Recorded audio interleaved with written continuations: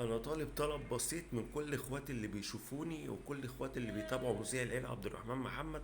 طالب منكم طلب واحد بس، وصدقوني انتوا قدها وهتنفذوا الطلب اللي انا بقول عليه ده. يا ريت يا جماعه اي حد بيتفرج على الفيديوهات بتاعتي وبيدوس على علامه القلب اللي هي اللايك، هتلاقي فوق صورتي وعليه علامة زائد.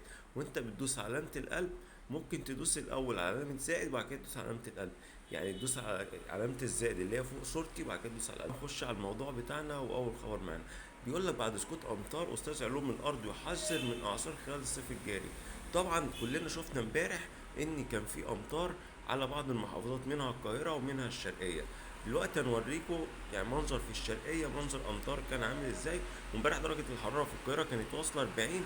سبحان الله كان في امطار، اكيد ربنا بيلطف بالجو. انا عارف ان الجو كان نار.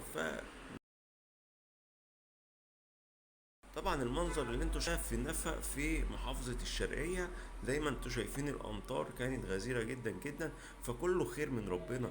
اي مطر بينزل من السماء ده خير، ده خير من ربنا، فما نقلقش. موضوع البحر المتوسط ما تقلقوش، اللي ربنا عايزه هيكون. قالوا ان في زلازل في البحر وفي براكين، بس مش في مصر، في البحر المتوسط طبعا على العالم كله، منها طبعا تركيا وبعض الدول الأوروبية.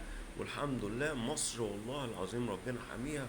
وما تنسوش زي ما قلت في أول الفيديو يا جماعة، وأنت بتعمل إعجاب للفيديو هتلاقي فوق الصورة بتاعتي دوس علامة الزائد اللي عليها، وكتر ألف خيرك وابقى متشكر ليك جدا.